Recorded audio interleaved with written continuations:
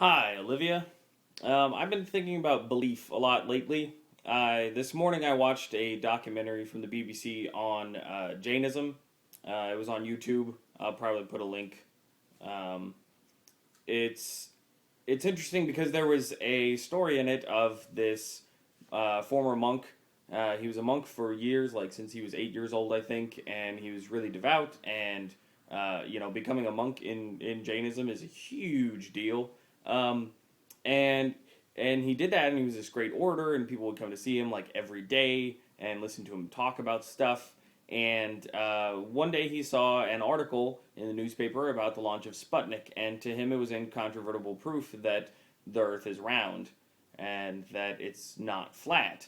But a flat Earth is one of the foundations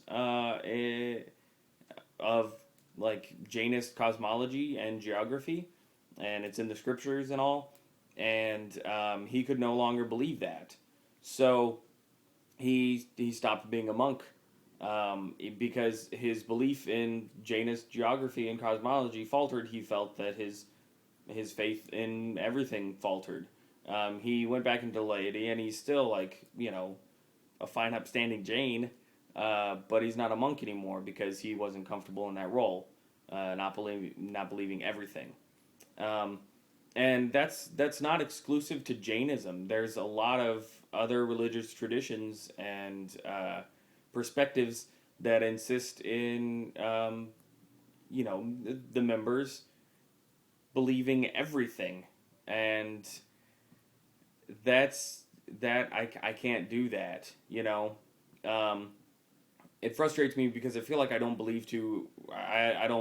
and will never belong to any religious tradition because I have to cherry pick, um, because I'm never going to believe that the Earth is flat.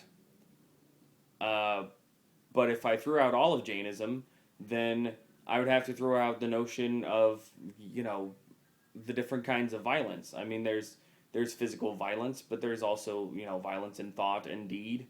There's like when somebody pisses you off. Getting pissed off is violence, and B, thinking to yourself like, what a massive jerk face. That's also violent, and that's something to be avoided. Um, and that sort of thought uh, is something that I was taught like in retail management, to avoid. Like you can't think of your customers as annoyances or as bad people. You can't think of your associates that way because when you start letting yourself think about people that way, you start treating them differently. And you should always try to treat people with respect. Um, and so by getting rid of the violence in your thoughts, then you can treat people with more respect all the time. And that's something that I struggle with, but it's something that I'm conscious of and I work toward being good at.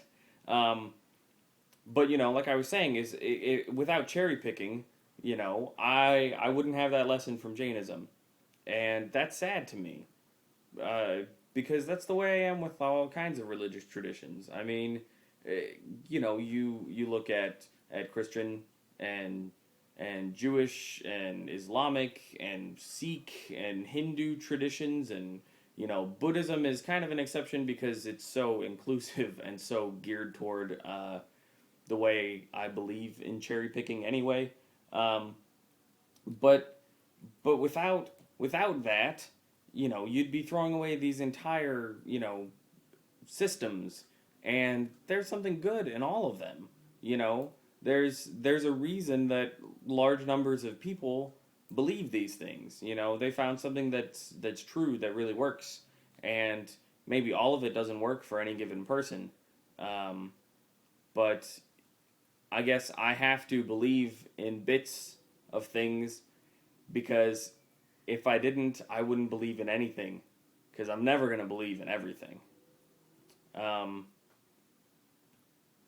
so that's my question for you. I guess I know you're not a religious person, but what impact do religious traditions have on you?